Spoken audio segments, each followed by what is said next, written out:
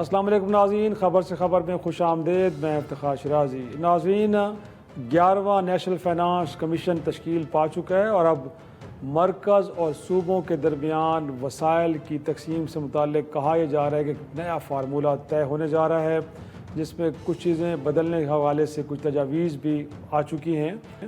اب یہ صوبوں کو کتنی قابل قبول ہے اور خود صوبوں کی جانب سے کیا ایسے اعتراضات ہیں کہ جن کو لایا جائے گا اس فورم پہ، اور کیا مرکز ان کو سننے کے لیے تیار بھی ہے کہ نہیں، اور کیا یہ اب اگلا ایوارڈ خوش اسلوبی سے طے پایا جائے گا یا اس پہ کسی قسم کے کوئی ڈیڈ لاک کا خدشہ موجود ہے۔ اس وقت ہمارے ساتھ موجود ہیں خیر پاک سے مشیر خزانہ مزمل اسلم صاحب۔ بہت شکریہ مزمل صاحب وقت دینے کے لیے۔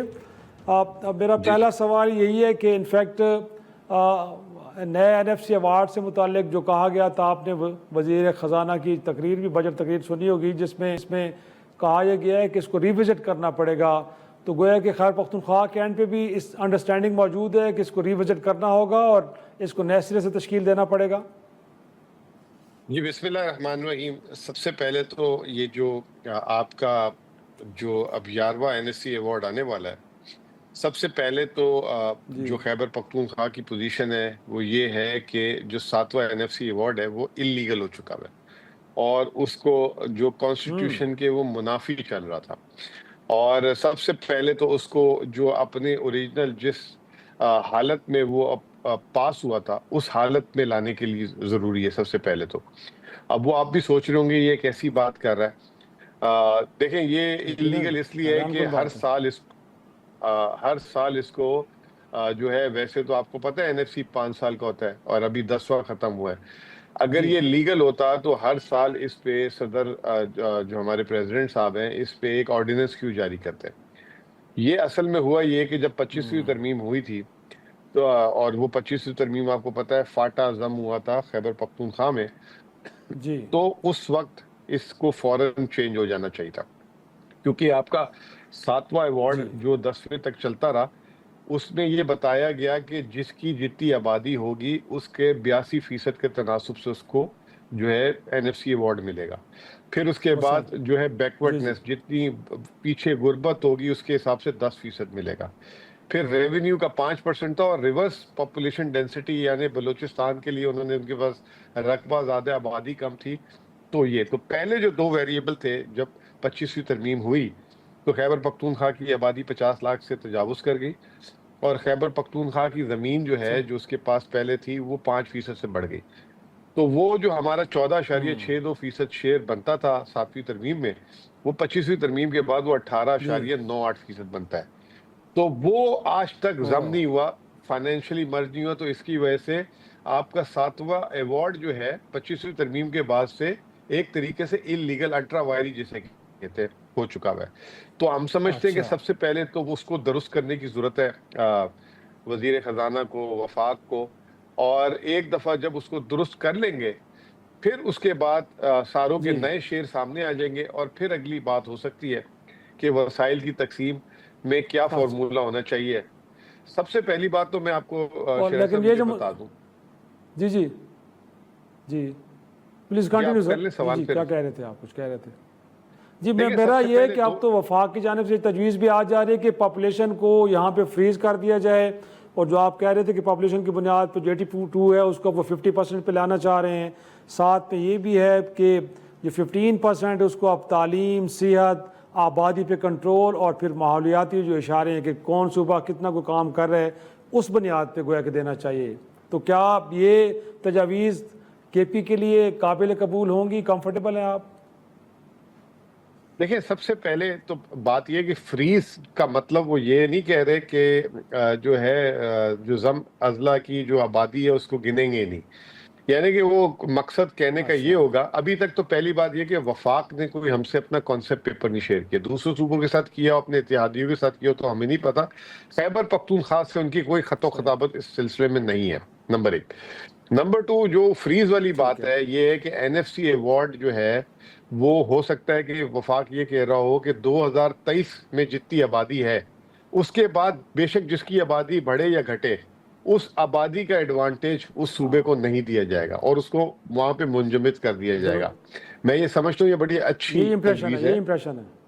جی میں یہ سمجھتا ہوں یہ اچھی تجویز اس لیے ہے کہ پاکستان کی آبادی جس طریقے سے بڑھ رہی ہے تو یہ جو ہے ابھی ہمارا جو این ایف سی ایوارڈ ہے وہ انسینٹیو دے رہا ہے آبادی بڑھاؤ شیئر زیادہ لے جاؤ. ٹھیک ہے نا. دوسرا آپ کا جو این ایف سی ہے وہ انسینٹیو دے رہا ہے کہ جتنی آپ غربت رکھو گے جتنی آپ انڈر ڈیولپ رکھو گے اتنا زیادہ شیئر لے جاؤ. تو جس کی وجہ سے آج پاکستان آپ کے سامنے یہ حال ہے. اور یہ بنایا بھی یہ جو 7واں این ایف سی تھا وہ آپ کو پتہ ہے جو اس وقت حکمراں جماعت ہے. تو ان کی قابلیت تو آپ کے سامنے ہی ہے. ٹھیک ہے. تو اب دیکھتے ہیں کہ وفاق کس جی بولے جی وفاق انفیکٹ وفاق نے کچھ اور بھی چیزیں انفیکٹ کچھ وفاق نے کچھ اور بھی سوچ رکھا ہے کہ یہ کہ جو ٹرانس پروونشل میٹرز ہیں جس میں کہا جاتا ہے کہ سڑکیں تعمیر کرنا یا قومی سلامتی سے جڑے کچھ منصوبے ہیں یا اخراجات ہیں وہ کہا جاتا ہے کہ جی صوبوں کی جانب سے تو شیئر کوئی نہیں ہے. گویا کہ یہ کیا ہوا کہ شاہراہ وفاق نے بنانی ہے بنتی تو صوبوں میں ہیں تو ان کے لیے بھی تو یقینی طور پہ فنڈز ایلوکیشن ہونی چاہیے صوبوں کی جانب سے وہ بھی اپنا حصہ ڈالیں. پھر سلامتی سے جڑے منصوبے ہیں ان سے متعلق بھی کوئی کنٹریبیوشن نہیں ہے تو وہ بھی کہا جا رہا ہے کہ اب صوبوں سے کہا جا رہا ہے کہ اس معاملے پہ بھی وہ اپنا کنٹریبیوشن کہیں ان پلیس کریں. تو وہ بھی لگتا ہے کہ سر ایک بڑی جائز بات ہے اور بالکل جائز بات ہے. لیکن اگر وہ شاہراہ باقی پنجاب کے علاوہ باقی صوبوں کے لیے بنا رہے ہوں تو بڑی جائز بات ہے. ابھی میں پچھلے دنوں مدی جا رہا تھا وہ نتھیا گلی جا رہا تھا تو وہ جو جس کا کریڈٹ لیتے رہتے ہیں جو نواز شریف کی پارٹی والے وہ بھی نیشنل ہائی وے اتھارٹی سے بنائی ہوئی ہے پنجاب کے وسائل سے. حالانکہ پنجاب کو 52% این ایف سی میں شیئر ملتا ہے. پنجاب کی جو ہے تقریباً ہر دوسرا موٹر وے کہہ لیں یہ سب سے بڑے موٹر وے میگا پروجیکٹس جو ہے وہ وفاق نے کر کے دیے. سندھ والے روتے ہیں کہ ہمیں جو ہے سکھر موٹر وے نہیں دے رہے, کراچی سکھر موٹر وے آج تک نہیں دے رہے, بلوچستان میں کوئی موٹر وے نہیں ہے. ٹھیک ہے نا. تو یہ تو درست بات ہے کہ یا تو آپ ساروں کو دیتے رہتے تو اچھی بات تھی. آپ اکیلے ایک صوبے کو زیادہ دے دیا آپ نے. چلے وہ بھی ہمارے ملک کا حصہ ہے لیکن وسائل ان کے پاس زیادہ تھے وہ خود کر سکتے تھے. تو پہلی بات تو یہ ہے. دوسری بات یہ کہ دیکھیں وفاق ابھی اس وقت نا صوبوں کے کندھے پہ رکھ کے بندوق چلا رہا ہے. وفاق اپنی زیادتیاں یا اپنی ناکامیوں کو چھپا رہا ہے. اب میں آپ کو بتاتا ہوں جب 2022 میں پی ٹی آئی کی حکومت چھینی گئی یا ریجیم چینج ہوا جو بھی کہہ لیں آپ, اس وقت پاکستان کی سود کی ادائیگی تھی 3,900 روپے سالانہ ارب. اب اس سال پچھلا سال 9,800 ارب آپ نے کر دیا. اب آپ کہتے ہیں کہ جی صوبے سارے وسائل لے جاتے ہیں. صوبوں کو جس سال آپ نے 9,800 ارب سود کی ادائیگی کی ہے صوبوں کو اس سال 6,500 ارب منتقل کیے تھے آپ نے چاروں صوبوں کو ملا کر. اب آپ یہ بتائیں جو 6,000 ارب آپ سود کی ادائیگی آپ کی ڈبل ٹرپل ہو گئی, یہ وفاق کی ناکامی ہے. پھر اس کے بعد آپ دیکھ لیں کہ یہ جو جتنی بھی بڑی آرگنائزیشنز ہیں جو ایس او ایز جسے کہتے ہیں وہ جو ہے وفاق کی ناکامی ہے. سرکولر ڈیٹ دیکھ لیں وہ وفاق کی ناکامی ہے. تو وفاق کے اپنے اچھا کچھ ایسی چیزیں تھیں جو صوبوں کو منتقل ہو جانی تھی 18ویں ترمیم کے بعد, وفاق نے زحمت ہی نہیں کی, کنٹرول رہے وہ بھی نہیں واپس کی ان کو. تو اب یہ دیکھیں بات یہ ہے تو سر اس ڈیبیٹ کو آپ اس فورم پہ لے کے آئیں نا مزمل صاحب. اب آپ کے پاس موقع ہے کہ اس ڈیبیٹ کو لے کے آئیں اور کہا جاتا ہے کہ جو محکمے منتقل ہو چکے 18ویں ترمیم کے بعد صوبوں کے پاس وہ کیوں ابھی تک وفاق میں جس کے اوپر 600-700 ارب روپے سالانہ خرچ ہوتے ہیں اور پولیٹیکل گینز کے لیے ان کو یہاں پہ رکھا گیا ہے, تو یہ معاملہ تو اب اس فورم پہ آنا نہیں چاہیے آپ کے خیال میں؟ بالکل آنا چاہیے. پہلے تو یہ آنا بھی چاہیے, حساب بھی لینا چاہیے کہ چند افسران جو سیکٹری رہتے ہیں ان محکموں کے ان کو ریٹین کرنے کے لیے, محکموں کو ریٹین کرنے کے لیے پھر آپ کو پتہ ہے بجٹ ادھر بھی خرچ ہوگا تو سب کی اپنے اپنے مفادات ہوتے ہیں. تو یہ سوالات وفاق سے بھی پوچھے جانے چاہیے نا کہ بھائی آپ یہ سود کہاں سے کہاں لے گئے, آپ سرکولر ڈیٹ کہاں سے کہاں لے گئے, کیپیسٹی پیمنٹ کہاں سے کہاں لے گئے. ایل این جی کے جہاز جو ہے خالی آپ جو ہے وہ چلانا $5 ارب آپ کو جرمانہ دینا پڑ جائے گا, باقی جرمانے آپ دنیا جہاں کو بھرے جا رہے ہیں. تو یہ کیا مطلب اس کی کون ذمہ داری لے گا؟ کل کو چلے آپ کتنا کاٹ لیں گے صوبے سے 400 ارب 500 ارب 600 ارب. یہ تو ان کا تو کٹا تو بہت بڑا ہے. یہ اپنے آپ کو سدھاریں نا, سیدھا کریں سب سے پہلے. باقی بات ایک درست ہے, یہ جو 4 ابھی جو جس پہ ڈیویزیبل پول وسائل تقسیم ہوتے ہیں, آبادی, ایک بیکورڈنس, ایک ریونیو اور ایک چوتھا ریورس پاپولیشن. اب زمانہ چینج ہو گیا. اب دیکھیں پورا پاکستان فلڈ میں جو ہے نہا رہا ہے اس وقت, پورا ڈوبا ہوا. تو ہمیں کلائمیٹ, پورے پاکستان کا 45% جنگل خیبر پختونخوا میں, اسی کو دن بھر کوستے بھی رہتے ہیں جس کا سارا جنگل ہے. یہ بتائیں آپ, ابھی آپ میرے خیال سے آپ نے بھی کوئی فیلڈ کور کیا ہوگا, آپ کو کوئی درخت جنگل نظر آئے پورے پنجاب میں؟ کوئی نظر آئی کوئی چیز؟ یہ ریور بیلٹس کے اوپر جو ہے درخت لگاتے ہیں, کچھ طریق خوبصورت کرتے چیزیں, کوئی ذمہ داری ریور نہیں. بیلٹ کے اوپر ہمیں تعمیرات نظر آئی ہیں, سوسائٹیاں نظر آئی ہیں, لیکن وہاں پہ جنگلات نظر نہیں آئے. جنگلات نہیں تو ٹری کور ہی کر لیتے سر, درخت لگا لیتے بڑے بڑے, کوئی برائی نہیں تھی اس میں. تو اللہ معاف کرے کہ ہاؤسنگ سوسائٹیاں بنی ہوئی ہیں سر, ہاؤسنگ سوسائٹیاں بنی ہوئی ہیں وہاں پہ, ہاؤسنگ سوسائٹیاں بنی ہوئی ہیں وہاں پہ. بھائی یہ سڑک ہی اس لیے نکالتے ہیں کہ ہاؤسنگ سوسائٹی نکلا ہے نہیں کوئی. یہ پورا یہ پچھلے 20 سال کام ہی پنجاب میں یہ ہوا ہے. تو آپ کو میں بتاؤں, اگر سندھ, جی بی اور کشمیر یہ نکال دیں تو پاکستان کا 70%, جو دنیا کا سب سے کم ترین جنگل ہے پاکستان میں 4%, یہ بھی مجھے فارم 47 والا لگتا ہے, 4% بھی نہیں, ہم 2-2.5% سے اوپر نہیں ہوں گے, اس کا 70% ان 3 جگہوں پہ ہے. باقی کئی ہیں ہی نہیں کچھ, پورا کا پورا خالی. اور آپ کو ایک اور مزے کی بات بتاؤں, خیبر پختونخوا اور پنجاب کا جو ہے جنگل جو ہے, خیبر پختونخوا کا جنگل 45% پاکستان کا ہے اور پنجاب کا 3% ہے. پنجاب کا جو جنگلات کا بجٹ ہے خیبر پختونخوا سے 10 گنا بڑا ہے. وہ جنگلات میں تنخواہیں کس کو دے رہے ہیں؟ گھر بٹھا کے دے رہے ہیں, گوسٹ امپلائیز ہے, کون ہے؟ بریک سے واپس آتے ہیں, گفتگو کے سلسلے کو آگے بڑھائیں گے.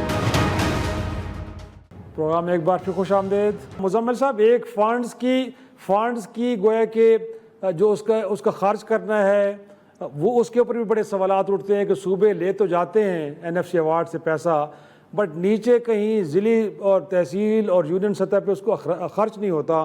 تو تجویز ایک یہ بھی ہے کہ صوبوں کو دے تو دیں پیسہ, لیکن ان سے یہ کمٹمنٹ بھی لیں اور یہ پلان بھی ان سے لیں کہ آپ نے مقامی سطح پہ ان فنڈز کو کیسے استعمال کرنا ہے, اور اس حوالے سے کوئی پلان بھی آپ کو دینا پڑے گا. تو یہ تجویز تو سر اچھی ہے نا. دیکھیں نا, گراس روٹ لیول پہ جا کے لوگوں کے بزنس کو آپ نے تبھی دور کرنا ہے کہ آپ کے پاس کوئی پلان ہوگا. وہ ہوتا کوئی نہیں ہے, پروونشل ہیڈ کوارٹرز میں پیسہ پڑا رہتا ہے اور بعض کو لگتا ہے کہ جی پتہ ہی نہیں ہے کہ اس کو خرچ کہاں کرنا ہے. بس سر بات یہ ہے کہ جب تک یہ جو ہمارے جو سیاست کی بیسس پہ بجٹ خرچ ہوگا اور جب تک بادشاہی کی بیسس پہ بجٹ خرچ ہوگا, تو پھر یہی جو آپ شکایت کر رہے ہیں وہ ہوگی. اگر ایک ہی آدمی اپنے پاس طاقت رکھے گا کہ جی میں سڑک دوں گا, میں جو ہے جنگل دوں گا, میں جو ہوں نوکری دوں گا, تو پھر وہ جو ہے نا عوام نہیں اس کی نظر میں ہوتی, وہ اس کے اپنے مفادات, سیاسی جماعت, اپنا ووٹ بینک. تو انفارچونیٹلی جب صوبوں کی پالیٹکس جو ہے پچھلے 18ویں ترمیم کے بعد, وہ جو ہے اپنی سیاست اپنی پاور ہولڈنگ کے لیے استعمال کی گئی ہے. وہ ملک کے لیے, عوام کے لیے, انوائرمنٹ کے لیے نہیں استعمال کی گئی. اور اس کا بڑا, میں بالکل آپ سے ایگری کروں گا کہ غلط استعمال ہوا ہے.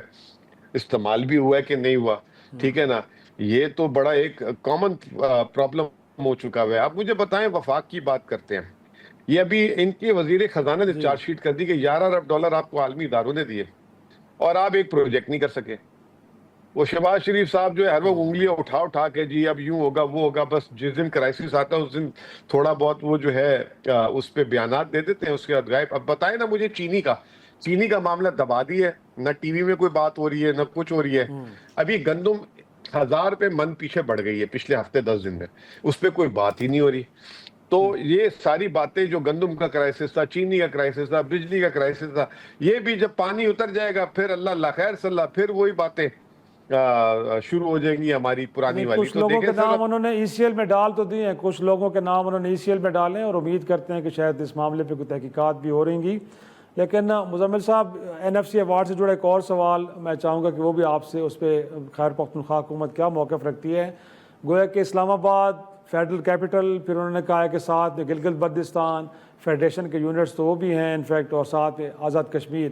اس سے پہلے کسی ایوارڈ میں ان 3 یونٹس کے لیے کوئی رقم مختص نہیں کی گئی. تو اب تجویز ہے کہ ان کے لیے بھی الگ سے ہونے چاہیے, کیونکہ یہ بڑی سائز میں وفاق ایک اپنی جگہ پہ 50-70 لاکھ آبادی کا شہر, ساتھ میں پھر GB اور آزاد کشمیر. تو آپ کو لگتا ہے یہ تجویز درست ہے, اس کو بھی انکلوڈ کرنا چاہیے, اس بنیاد پہ ان کے لیے بھی فنڈز ایلوکیٹ ہونے چاہیے؟ देखें जी, 3 स्पेशल एरिया हैं, जीबी, कश्मीर और फाटा जो हमारा मर्ज एरिया है। इन तीनों को जो है आबादी और जो बाकी 4 सूबों को मिल रहा है उस हिसाब से नहीं मिल रहा। और मैं समझता हूँ ये पाकिस्तान का हिस्सा है, पाकिस्तान के टैक्स पेयर भी हैं, मईशत पे कंट्रीब्यूट भी करते हैं, सब कुछ करते हैं, तो बाकायदा उनको भी वही हकूक देने चाहिए जो पूरे पाकिस्तान को दिए जा रहे हैं। तो इसमें कोई दो राय होनी नहीं चाहिए। ये तो फिर सेल्फिशनेस की बात है ना। हमारी यही तो लड़ाई है इस दफा 11वीं एनएफसी में, वजीर आला साहब की, पूरे खैबर पख्तूनख्वा की अवाम की, कि हमारी जो 50 लाख जो आबादी अब जो शायद 60 लाख हो गई है, उसको आपने जो उसका हक है वो दे नहीं रहे। और आपने उसको वफाक का जितना दिल चाहता है साल के अपने बजट में स्पेशल बजट जैसे कश्मीर को दिया जाता है, जीबी को, इस तरह फाटा को। और मजे की बात बताऊं आपको, कश्मीर और जीबी का बजट हर साल बढ़ाते रहे, फाटा जिस दिन से खैबर पख्तूनख्वा का हिस्सा बन रहा है, इन्होंने उसका बजट भी तकरीबन वही मुंजमद किया हुआ है, उसको बढ़ा ही नहीं रहे। पूरे पाकिस्तान का बजट कहां से कहां निकल गया, फाटा को दे ही नहीं रहे। तो ये हमारी लड़ाई है। इसमें पहली बात तो ये कि इसको लीगल करना है, और इसमें बिल्कुल फाटा को भी राइट दें ये वाला, और ये बाकी को भी राइट देना चाहिए। अब बात ये है ना कि बड़े सूबे इसमें जो है ना हारते हैं, उनका शेयर कट होता है। वो कब तक, जिसे कहते हैं, पूरे पाकिस्तान पे इस तरीके से जो है वसाइल पे चढ़े रहेंगे? उनकी तो माशाल्लाह उनके पास कारखाने भी हैं, ज़राअत भी है, डेवलपमेंट भी है, सब कुछ है। अब देखें ये टाइम है, ये जो आपके निगलेक्टेड रीजन है, बलूचिस्तान है, खैबर पख्तूनख्वा है, ये कश्मीर जीबी है, इनको भी बाकी पाकिस्तान के बराबर लाके खड़ा करें, तब जाके जो है ये चीज़ें आगे चलेंगी। बिल्कुल, इसमें कोई शक नहीं। और मुज़म्मिल साहब, इनफैक्ट एक तजवीज़ ये भी है कि जो सूबा ज़्यादा रेवन्यू इकट्ठा करे, ज़्यादा टैक्स इकट्ठा करे, उसको भी उसके अकॉर्डिंगली फिर एक उस हिसाब से उसको फिर एलोकेशन फंड्स की होनी चाहिए एनएफसी अवार्ड में। तो ये तो एक अच्छा इंसेंटिव है ना कि आप अगर जोर लगाएंगे, ज़्यादा टैक्सेस जमा करेंगे तो बेहतर है, आपको हिस्सा भी बड़ा मिलेगा। तो इस तजवीज़ को भी तो मेरे ख्याल में आप खैर मकदम ही कर। जी, तजवीज़ तो अच्छी है, लेकिन इस तजवीज़ को अभी फिलहाल जो मौजूदा एनएफसी में उल्टा चलाया हुआ है। वफाक अभी क्या हुआ है, 5% रेवेन्यू का हिस्सा मिलता है एनएफसी में। अब उन्होंने ये बनाया हुआ है कि जो वफाक जिस जगह से ज्यादा कलेक्ट करेगा उसको, यानी कि इसमें सिंध और पंजाब को बड़ा हिस्सा मिलता है। होना ये चाहिए कि सूबे अपना कितना कलेक्ट करती है, यानी कि सिंध बजाते खुद अपना टैक्स, जो सिंध का टैक्स है, वो कितना कलेक्ट कर रही है, पंजाब अपना कितना कलेक्ट कर रही है, खैबर पख्तूनख्वा कितना कलेक्ट कर रही है। अगर वो अपना टैक्स को बढ़ाते हैं, अपना टैक्स, वफाक का टैक्स नहीं, अभी उल्टा चल रहा है क्योंकि बड़े सूबों को उसमें फायदा देना था, तो अभी उल्टा चल रहा है। जिस दिन ये कर रहे हैं तो बहुत अच्छी, 100 बिस्मिल्लाह। फिर उसमें जो है ये भी दें कि हर सूबा अपना टैक्स रेट खुद मुख्तस करे, यानी कि सेल्स टैक्स आप होटल में जाते हैं 15% भी है किसी सूबे में, किसी में 12 भी है। तो फिर कारोबार को अट्रैक्ट करने के लिए हम अपनी अपनी जो है टैक्स की पॉलिसी बनाएं और अट्रैक्टिव करें, ताकि इन्वेस्टर को भी फायदा दे और उसके बाद ये मुकाबला हो, और जो अच्छा रेवेन्यू कलेक्ट करे तो उसको इनाम देना चाहिए, बिल्कुल देना चाहिए। इसी तरह जंगलात, इसी तरह फॉरेस्ट, इसी तरह डैम्स। खैबर पख्तूनख्वा वाहिद सूबा है जिसके अभी भी 19 डैम जेर तामीर है, ठीक है, 19 डैम, और 1000 मेगावाट बिजली पानी से, क्लीन एनर्जी। मुझे बताएं और कौन कर रहा है? बिलियन ट्री प्रोजेक्ट जो है सिर्फ खैबर पख्तूनख्वा में हो रहा है। वफाक का जो है 10 बिलियन ट्री है, उसमें वो बिल्कुल स्नेल पेस से चल रहे हैं, कछुए की चाल चल रहे हैं। तो ये अब करना पड़ेगा सर। साहब, आपके दौर के जो साबिक दौर के वजीर माहौलियात हैं अमीन असलम साहब, पिछले दिनों हमने उनका इंटरव्यू भी किया है। उन्होंने कहा है कि अब वहाँ पे जंगलात की कटाई बड़ी बेदरे तरीके से हो रही है, और जो इस वक्त की हुकूमत है शायद सबसे ज़्यादा परमिट उन्होंने जारी किए हैं। तो सर अब चीज़ें वहाँ पे भी गड़बड़ तो हो रही है ना केपी के अंदर? नहीं सर, मैं आपको अभी मेरे पास इस मोबाइल से आपके साथ बात कर रहा हूँ, मैं आपसे शेयर भी कर लूंगा। 3 सोर्सेस की रिपोर्ट है, मिनिस्ट्री ऑफ क्लाइमेट कंट्रोल, एक जो है वर्ल्ड वाइल्ड लाइफ, और तीसरा स्पार्को कराची जो ऊपर से लेता है। तीनों ये कहते हैं इनकी लेटेस्ट रिपोर्ट में भी, खैबर पख्तूनख्वा में हर साल फॉरेस्ट कवर बढ़ रहा है। अमीन असलम साहब की बात देखें, ये बात तो ठीक है, जंगल कट भी रहे हैं, लेकिन एक एग्जांपल देता हूं मैं आपको कि आपके जो है F8 में अगर सारे जंगलात दरख्त काट दिए जाए 1000, और F7 और F10 में जो है 5000 जंगल नए लगा लिए जाए, तो नेट आपका फॉरेस्ट कवर बढ़ रहा है। ये बिल्कुल ठीक है, दरख्त कट रहे हैं, शिकायतें हैं, लेकिन केपी हुकूमत का हर साल, यानी केपी प्रोविंस का, हुकूमत का नहीं है, हर साल जो है नेट फॉरेस्ट कवर बढ़ रहा है, और ये वाहिद सूबा है जो ये कर रहा है, बाकी कोई भी नहीं कर रहा। बाकी ये कि आपकी बात ठीक है, पॉलिसीज को सही करना पड़ेगा, लेकिन एक बात याद रखें सर, खैबर पख्तूनख्वा का रकबे का 27%, एक बात सिर्फ रकबे का 27% जो है जी वो ट्री और फॉरेस्ट कवर है, तो ये इसमें 90% जो जगह है ना वो आम लोगों ने अपनी जंगलात जमीन पे जंगल लगाए हुए हैं। तो वो उनको भी गुजारे के लिए कोई पॉलिसी आपको देनी पड़ेगी। ऐसा तो नहीं हो सकता कि कोई अपनी जमीन पे जंगल लगा ले और वो उस पे फिर ना खेती बाड़ी कर सके ना कुछ और कर सके।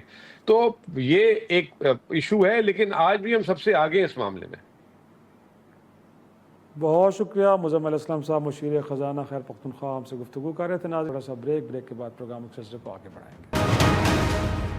प्रोग्राम में एक बार फिर खुश आमदेद नाज़रीन। हम बात कर रहे हैं 11वें नेशनल फाइनेंस कमीशन के से मुतालिक इजलास की। इजलास अगरचे एक ताख़ीर का शिकार ज़रूर हुआ है, लेकिन NFC अवार्ड गोया कि सबसे बड़ा एक इशू सूबों और वफाक के दरमियान वसाइल की तकसीम, और कहा यह जा रहा है कि एक नया फार्मूला वज़ा किया जा रहा है।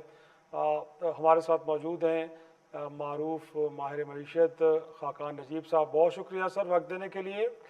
सर जो बात इस वक्त हो रही है कि अब NFC अवार्ड को रिविज़िट करना पड़ेगा। आपने देखा कि बजट तकरीर में भी वज़ीर ख़जाना ने इस हवाले से बात की है, और कुछ इस हवाले से प्रपोजल्स भी हैं कि अब सूबों का हिस्सा कुछ कदरे कम किया जाए, और बिलखसूस जो आबादी की बुनियाद पर वसाइल की तकसीम होती है ये कोई दुरुस्त नहीं है।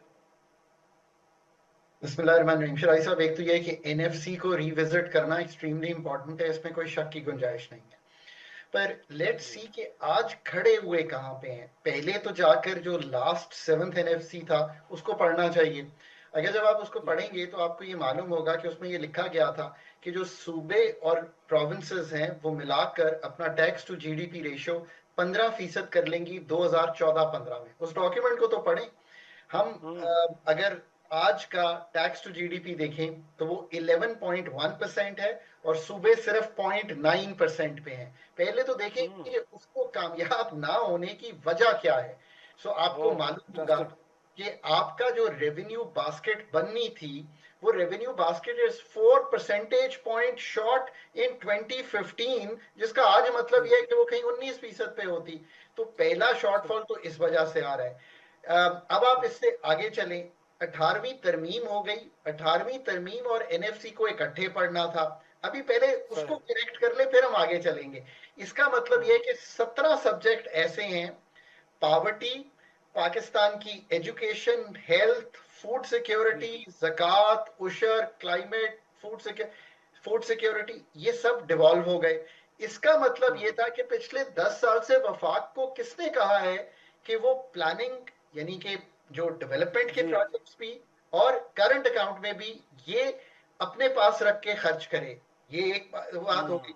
सो अगर इस बात ये तो दो बातें अभी मैंने आपके सामने रखी हैं। अब मैं आपको इस पे एक तखमीना भी दे देता हूं, क्योंकि you have known me for a number of years. आपको पता है मतलब हम इकोनॉमिस्ट जो है वो नंबर बेस्ड गुफ्तगू करते हैं। अब आप नंबर देखिए जाके। नंबर ये है कि एक पाकिस्तान पे रिपोर्ट है पब्लिक एक्सपेंडिचर फाइनेंशियल मैनेजमेंट की, वर्ल्ड बैंक की रिपोर्ट पड़ी हुई है, अभी पुल कर सकते हैं। वो ये कहती है कि इन 17 सब्जेक्ट्स पे आज से 2 साल पहले तक, 2 या 3 साल पहले, आई थिंक 23 की शायद रिपोर्ट है, 300 करंट में और 300 खर्च हो रहे थे किस चीज में, जो आप खर्च कर रहे थे डेवलपमेंट में। अब इससे आगे चलिए। तीसरी चीज ये है कि अगर पावर्टी नीचे का सब्जेक्ट है प्रोविंसेस का, तो वफाक 700 अरब से जायद FY26 पे क्यों खर्च कर रहा है। ये तो तीन बातें बहुत इंपॉर्टेंट हो गई। अब इसके अलावा जो इंपॉर्टेंट बात है वो ये थी कि एक्चुअल में सूबों का आज का जो शेयर है, आप कहते हैं 57.5% है। मुझे जरा समझाएं कि कैसे 57.5% है। अब एग्जैक्ट नंबर ये आप नोट कर लें, आप जाके चेक कीजिएगा। पाकिस्तान FY26 में 1464 अरब रुपए का प्रोविंशियल सरप्लस फेडरल गवर्नमेंट को ट्रांसफर करेगा। ठीक, अगर आप ये ट्रांसफर कर दें तो ये 5% बनता है जीडीपी का। अगर ये 5% के करीब ये हो, तो इसका मतलब है कि ये जो 52.5% है ये रह जाता है 57.5% की जगह। यू अंडरस्टैंड, क्योंकि आपने तो वो सरप्लस में वापस ले लिया। अब एक और बात देखें, हम 1468 के करीब ही कोई नंबर है जिसमें पीडीएल अस्यूम करते हैं अगले साल आएगी। आपको भी मालूम है ये सेल्स टैक्स की इवज है, तो इसमें से भी तकरीबन 800 जो है वो सूबों को जाना था। तो एक्चुअल में तो 57.5% शेयर नहीं है इस वक्त, जो FY26 की पोजीशन है। ये तो सारी बातें हो गई। तो मेरा ख्याल है कि इस सारी जो अभी गुफ्तगू है इसके ज़मन में बहुत इंपॉर्टेंट हो गया है कि वफाक ये समझता है कि 57.5% देकर, और हम भी ये समझते हैं, बहुत मुश्किल है वफाक का डिफेंस, वफाक का डेवलपमेंट, वफाक का एस्टैब्लिशमेंट पूरी चलाना, यानी कि और सिविल ब्यूरोक्रेसी, प्लस आगे जो देखिए ना, जो वफाक के फॉरेन अफेयर्स, जो जितने काम वफाक ने करने, और फिर सूबों को देना पैसे, और इसके बाद एक बहुत बड़ा फिस्कल डेफिसिट रन करना, ये अब जो है वो होनी है सूबों के साथ। पर इसको पढ़ना है हमने किसके साथ? 18वीं तरमीम के साथ। और आखिरी बात जो आपने सामने रखी, अगर आप 82% प्रोविंशियल शेयर इस तरह दे रहे हैं कि आप अपनी घर में प्रोविंसेस में ये कह रहे हैं कि हम पॉपुलेशन बढ़ाएं, तो इसको चेंज करना है। अब माइंडसेट क्या चेंज होना है? You go to N incentive structure based NFC. देखिए, खाली ये लिख देना कि सूबे 0.9% कर रहे हैं इस वक्त टैक्स टू जीडीपी, 5% करें, बात नहीं बनती। पाकिस्तान में प्रॉब्लम ये कि हम हर चीज अकाउंटिंग नंबरों से खेल रहे हैं। We have to think economist. आखिरी बात वो ये कि इंसेंटिव क्या है? आप ये कहें कि आपको हम टाई कर रहे हैं कि अगर human development index outcome based इतना बेहतर होगा तो हम इतने पैसे ट्रांसफर होंगे। आप ये कहें कि अगर 0.9% पूरे सूबे ऑफ टैक्स टू जीडीपी चला रहे हैं इस वक्त, वो अगर 1.2 पे जाता है, कोई सूबा बढ़ता है, उसके मुताबिक शेयर होगा। So you incentivise the governments. देखिए, इस वक्त सूबों को कोई इंसेंटिव नहीं है कि वो टैक्स जमा करें। और ये याद रखिए, एक आखिरी जुमला फिर मैं कोट कर रहा हूं लास्ट एनएफसी पे, उसमें लिखा हुआ है कि रियल एस्टेट और एग्रीकल्चर पे मेहनत करेंगे सूबे to raise their tax to GDP.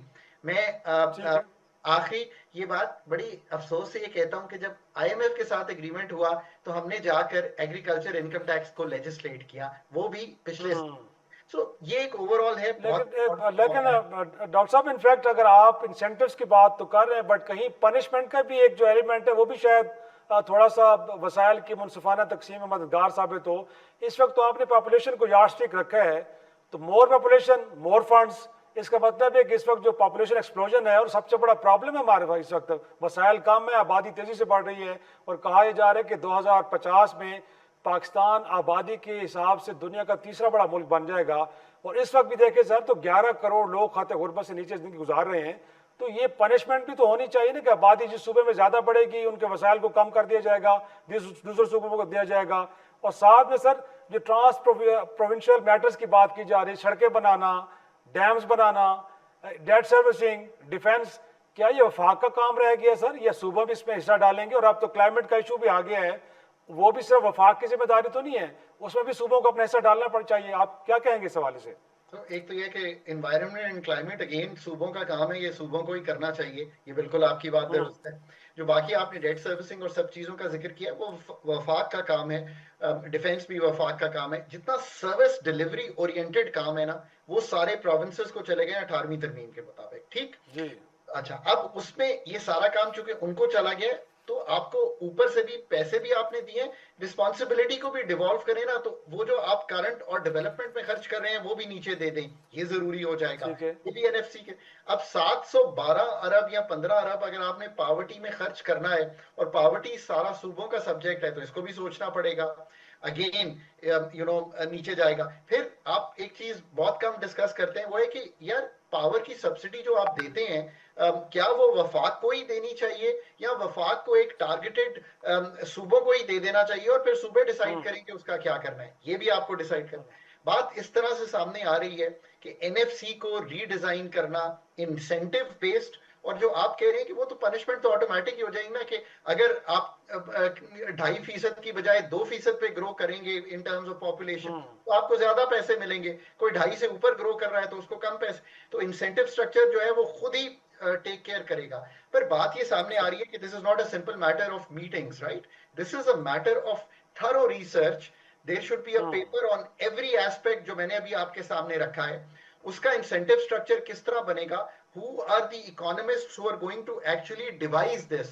Because ये political मसला तो बाद में है, ये पहले तो मसला है कि what is the good economics that goes into getting NFC of Pakistan right? मैं बार बार कहता हूँ میں نے اپنے سامنے وہ ہوتا ہوا دیکھا ہے. میں تب بھی گزارش کرتا تھا کہ یہ جنریلٹی پہ ڈسکس کر کے ہو نہیں سکتا. اس میں آپ نے انسینٹیو سٹرکچرز بھی دیکھنے ہیں, ہر صوبے کی یہ بھی دیکھنا ہے کہ وہاں پہ کیا کیا ایگزسٹ کرتا ہے. اور ایک اور کلوز بھی ڈالنی ضروری ہوگی ہے اس میں, وہ یہ کیا چاہ رہے ہیں آپ, یہ چاہ رہے ہیں نا سروس ڈلیوری بہتر ہو, تو پھر یہ بھی تو کرنا پڑے گا نا کہ کوئی پروونشل فائنانس کمیشن ہو آئین کے روپ میں. 140 نمبر آرٹیکل آپ کے آئین کا, یا تو اس کو ہم غور سے دیکھیں گے تو اندازہ کریں گے یہ کہتا ہے کہ لوکل گورنمنٹس ہوں گی, تو اس کا مطلب ہے کہ ہیلتھ ایجوکیشن اور نیچے ڈیوالو ہو جائے گا, تاکہ جو ہم اس وقت 2.5 کروڑ بچہ یا اب اسکول سے باہر یا 40-44% جس کو ہم سٹنٹنگ کہتے ہیں, اس کو وہ لوکل ناظم, وہ لوکل گورنمنٹ کا جو نمائندہ ہے اگر ٹھیک نہیں کرے گا تو وہ پھر اونس سٹیز پہ, کیونکہ ابھی تو سٹیز ہی اتنی بڑی ہو گئی ہیں, 3-3 کروڑ کا اگر شہر کراچی ہے, 2-2.5 کروڑ لاہور ہے, گجرانوالہ, سیالکوٹ, یہ تو دیکھنا. کہنے کا مقصد یہ ہے کہ این ایف سی بہت ہی تحقیق مانتا ہے. میں پھر کہوں گا, let's not just do it in a rush, let's get it really right this time. اور ساتھ میں یہ بھی سر بتائیے کہ انفیکٹ یہ جو اب ایک تجویز ہے کہ کیونکہ اب وفاق اسلام آباد ایک وفاقی دارالحکومت, اس کی ایک اچھی خاصی آبادی, اس کے بھی ایکسپینس ہیں, ساتھ میں دیکھا جائے تو گلگت بلتستان, آزاد کشمیر بھی, وہ بھی فیڈریشن کے یونٹس تو ہے نا سر, بٹ ابھی تک جتنے بھی ایوارڈز ہیں ان ریجنز کے لیے کسی قسم کی رقم مختص نہیں کی گئی. تو آپ کو لگتا ہے کہ تجویز بھی ایک طرح سے لگتا ہے کہ لاجیکل ہے کہ ان ریجنز کے لیے بھی اب این ایف سی ایوارڈ کے اندر فنڈز کو ایلوکیٹ کیا جائے؟ دیکھیں نا, پہلے ہم نے جب فاٹا ضم ہوا تھا تو مجھے یاد پڑتا ہے کہ کوئی رقم ہم نے کنٹینیوسلی کچھ سال میں دی تھی تاکہ فاٹا کو ضم کرنے میں مدد مل سکے, یہ جہاں my memory serves me right. تو اب اگر آپ ان چیزوں پہ بھی ڈسکشن کرنا چاہتے ہیں تو اس پہ بھی ایک سحر حاصل گفتگو ہونی چاہیے. آپ کو معلوم ہے اے جے کے کی جو بجلی ہے وہ ہم بہت ہی سستی دیتے رہے ہیں, اور وہ وفاق اس کا بھی جو بل ہے وہ فٹ کرتا رہا ہے. ایک تو زمانہ ایسا تھا کہ بہت ہی سستی یونٹ پر یونٹ بجلی جاتی تھی, اور وہ تو فل پرائس چارج کر رہے تھے. سو آپ کو یہ سب چیزیں دیکھنی ہیں. میں بار بار کہتا ہوں کہ this needs a lot of data work, this needs a lot of research, this needs a paper on everything before you really finalise. Because اگر آپ نے اس وقت tax to G D P صرف لکھ دیا 15%, اور آج میں 11.1%, let me repeat this, 11.1% was the tax to GDP ratio of Pakistan, جس میں 0.9% جو تھا وہ اس کا تھا, یہ جو پروونسز کا تھا, اور 10.2 جو تھا وہ آ رہا تھا وفاق کا. سو جسٹ امیجن کہ کہاں کھڑے ہوئے ہیں. تو اس سارے کو ٹھیک کرنا, پھر ایکسپینڈیچر اس میں بہت امپورٹنٹ ہو جائے گا کہ وفاق اپنا ایکسپینڈیچر شیڈ کیسے کرتا ہے. آئی ایم ویری ہوپ فل کہ چونکہ ادراک ہے, ہم نے اتنی گفتگو آپ سے اگر کر چھوڑی ہے تو جو پالیسی میکرز ہیں وہ تو ہم سے بہت زیادہ ادراک, سمجھ, ریسرچ, ڈیٹا اپنے سامنے رکھتے ہیں, وہ ان چیزوں کو کنسیڈر کریں گے and they'll get a panel together which can really do a good job on this. اور لاسٹلی سر اب ایک چاہیں گے کہ شارٹ اس میں ہے کہ یہ جو احسن اقبال صاحب کی جانب سے سجیشن ہے یہ کہ پاپولیشن کو اس لیول پہ فریز کر دینا چاہیے فار سرٹن پیریڈ, آپ کا خیال ہے یہ قابل عمل ہے اور صوبے اس پہ اتفاق کریں گے؟ میرا تو خیال ہے کہ پاپولیشن کا جو کوانٹم ہے وہ کم کرنا پڑے گا 82% سے. آپ 82% پہ رکھ کے اگر اس کو چلائیں گے تو یہ بات بنے گی نہیں. آپ کو اس کا آؤٹ کم کر لینا کہ ایچ ڈی آئی کیسے بہتر ہوتا ہے. آپ ہیومن ڈیولپمنٹ انڈیکس کو دیکھ لیں, آپ اور انڈیکیٹرز کو دیکھ لیں, میرا خیال ہے آپ کو اس طرف موو کرنا پڑے گا. میں اگر افتخار صاحب آپ اجازت دیں تو اس کو اس تناظر میں بیان کرتا ہوں. دیکھیے, پاکستان کے جو مسائل کی ڈیپتھ ہے اور جو موقع پاکستان کو ملا ہے, دو چیزیں. ایک تو موقع بہت اعلیٰ ہے, میکرو اسٹیبلٹی ہے, وار جیت کر آ رہے ہیں, کمیونٹی آف نیشنز میں ہیڈ ہائی کے ساتھ موو کر رہے ہیں, امریکہ کے ساتھ تعلقات اچھے ہیں, چائنا کے ساتھ تعلقات اچھے ہیں. It's a great opportunity. کیا اس ٹائم پہ ہمیں فنڈامنٹل سرجری اور ڈیپتھ کی کرنی چاہیے تاکہ جتنا بھی مشکل سامان ہے اس کو کلین اپ کر دیں؟ بالکل کرنی چاہیے. تو یہ وقت اس وقت جسے کہیں گے نا ڈیپتھ اور کوالٹی آف سرجری جو ہے وہ کرنے کا ہے. اینڈ آئی تھنک اتنے ادراک کے بعد جیسے یہ باتیں شروع ہوئی ہیں, we are heading in the right direction. بہت شکریہ خاقان نجیب صاحب, ہم سے گفتگو کر رہے تھے. اب ایک چھوٹا سا بریک, اور بریک کے بعد پاکستان گویا کہ ایک موقع ملا ہے کہ ہم اپنے ایکسپورٹس کو بڑھا سکتے ہیں. اس حوالے سے تاجر برادری کیا ویژن رکھتی ہے اور اس حوالے سے کیا کوششیں ہو رہی ہیں. ایک چھوٹا سا بریک لیتے ہیں اور بریک کے بعد واپس جب آئیں گے تو اسلام آباد chamber of commerce and industries کے صدر ناصر منصور قریشی صاحب سے بات کریں گے. ایک چھوٹا سا بریک سے واپس آتے ہیں تو گفتگو کے سلسلے کو آگے بڑھائیں گے. پروگرام میں ایک بار پھر خوش آمدید. بہت شکریہ ناصر منصور قریشی صاحب, صدر federal chamber of commerce and industries Islamabad. Sir, پہلا سوال میرا آپ سے یہ ہوگا کہ حال ہی دنوں میں آپ نے بنگلہ دیش کا دورہ کیا ہے, ڈیلیگیشن کے ساتھ گئے ہیں, وہاں پہ ڈھاکہ چیمبر آف کامرس کے حکام کے ساتھ آپ کی گفتگو بھی ہوئی, ملاقاتیں بھی ہوئی ہیں. سر, ان ملاقاتوں کا ایجنڈا کیا تھا؟ گویا کہ اب پاکستان کے لیے ایک ونڈو تو بنی ہے, کیونکہ امریکہ کی جانب سے جو ٹیرف ہے وہ گویا کہ کم ترین ہم پہ لگایا گیا 19%, اس کے مقابلے میں خود بنگلہ دیش پہ 20% ہے, انڈیا پہ تو 50% ہے.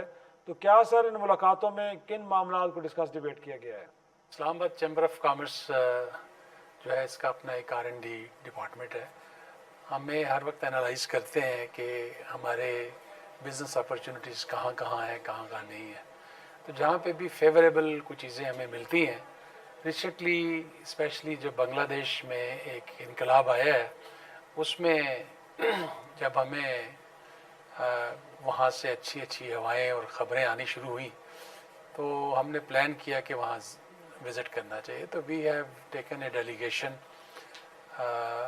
ٹو بنگلہ دیش, ڈھاکہ میں جا کے ہمیں بڑا ویلکمنگ بیہیویئر ملا ہے. بہت ہی اچھا, بہت ہی وارم ویلکم کیا گیا, اور ہمیں ریئلائز کیا ہے کہ وہاں پہ بہت زیادہ ہمارے لیے اپرچونیٹیز ہیں.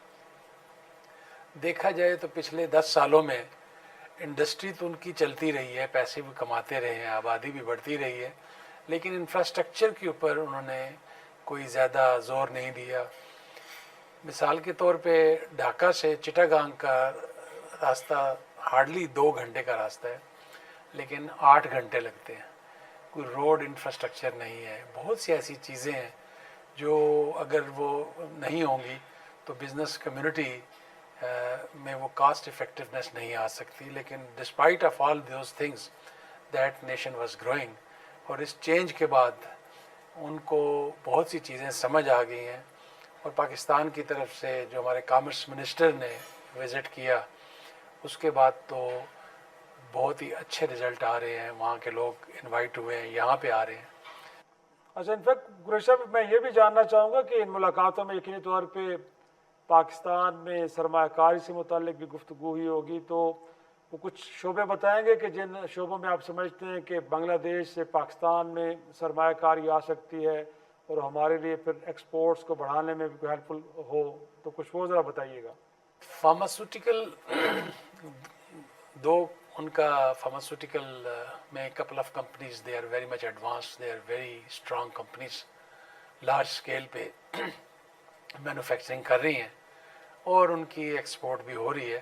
لیکن پاکستان کی فارما انڈسٹری بہت سمارٹ ہے, اور میں سمجھتا ہوں کہ بنگلہ دیش کے ساتھ ہماری فارما انڈسٹری کا کولیبوریشن ہونا بہت ضروری ہے. نمبر 2, یہاں سے اگر ڈائریکٹ فلائٹس شروع ہو جائیں اور بائی شپ بھی اگر ہمارے یہاں سے لاجسٹک کے مسائل حل ہو جائیں, ان کو سیمنٹ کی ضرورت ہے, ان کو ان کی آئی ٹی کے بہت سے ادارے ہیں جن میں آئی ٹی میں ہم ان کی بہت ہیلپ کر سکتے ہیں. Pakistan is a young generation is very emerging اور ڈائنامک جنریشن. پاکستان میں آئی ٹی ہاؤسز اور ایک ٹرینڈ ہے جو کہ انٹرنیشنل مارکیٹ میں پاکستان کی جو یوتھ ہے وہ ایک نام پیدا کر رہی ہے. تو ہم سمجھتے ہیں کہ آئی ٹی میں بھی, ایگریکلچر میں بھی وہ ہم سے پیچھے ہیں.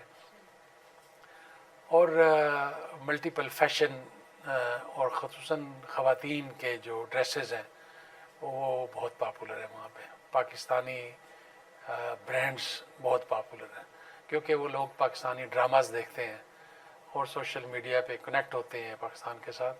تو پاکستان کی فیشن انڈسٹری سے انسپائرڈ ہیں بہت زیادہ, اور میں سمجھتا ہوں کہ ان تمام فیلڈ میں پاکستان کے لیے گولڈن اپرچونٹی. اچھا, ایک یہ بھی میں جاننا چاہوں گا سر, یہ انفیکٹ ہوتا ہی ہے کہ بعض کا تعلقات بڑے طویل مدتی ہوتے ہیں, تو اگر ہم نے لانگ ٹرم میں بنگلہ دیش کے انٹرپرینیورس کے ساتھ اپنے اس تعاون کو اس مشترکہ کوششوں کو آگے لے کے چلنا ہے، تو اس حوالے سے بی ٹو بی کے کردار کو آپ کیسے دیکھتے ہیں؟ اور انفیکٹ یہ گویا کہ ایور لاسٹنگ ہو یہ ریلیشنس، اور تجارت بڑے دونوں ملکوں کے درمیان، انویسٹمنٹ زیادہ سے زیادہ آئے، تو کیا اس حوالے سے کوئی میکنزم میں ڈسکس ڈبیٹ ہوا ہے؟ دیکھیں آئی سی سی آئی کا انسٹیٹیوشنل ٹو انسٹیٹیوشنز جو ہے وہ ہمارے روابط تو ہے. یہ جو ٹرپ ہمارا بنگلہ دیش کا تھا یہ تقریباً 3.5-4 مہینے پہلے پلان ہوا ہے. ریولوشن کے فوراً بعد ہم نے وہاں میل کی اور اس کے بعد ہم نے اس کو پلان کیا اور پلاننگ کے ساتھ گئے ہیں. دیکھیں مارکیٹ بہت بڑی ہے، بہت سے لوگوں کا وہاں پہ انفلکس ہے، بہت سی کنٹریز وہاں پہ کوشش کر رہی ہیں، اور سب سے زیادہ ایکسیپٹنس جو ہے وہ پاکستان کی ہے.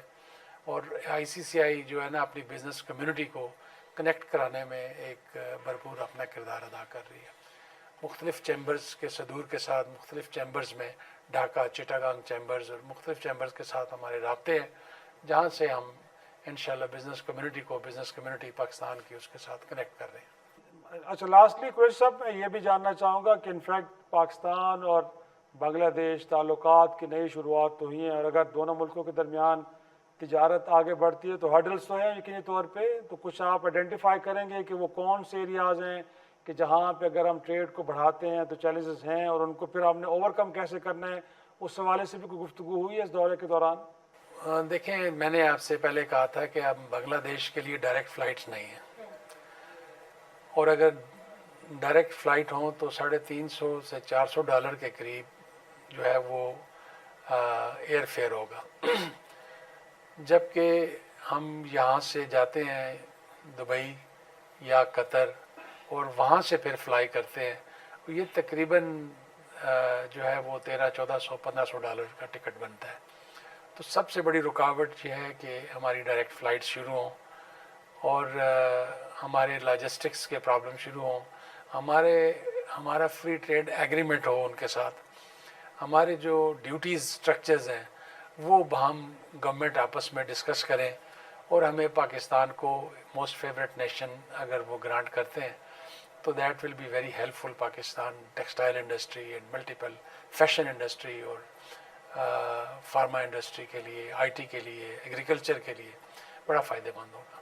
جی بہت شکریہ ناصر منصور قریشی صاحب، صدر federal chambers of commerce and industries Islamabad, ہم سے گفتگو کر رہے تھے، اور انہوں نے بتایا ہے کہ بنگلہ دیش اور پاکستان کے درمیان جو تعلقات کی شروعات ہوئی ہیں یہ بڑی امید افزا ہیں، اور ان کا جو حالیہ دورہ بنگلہ دیش تھا اس میں بھی بڑی پروڈکٹیو قسم کی ڈسکشنز ہوئی ہے، اور امید کی جانی چاہیے کہ اس کے نتیجے میں دونوں ملکوں کے درمیان تجارتی میدان میں ایک نئے دور کا اور تعلقات کا آغاز ہوگا. ناظرین آج کے پروگرام میں اتنا ہی، اجازت دیجیے، خدا حافظ.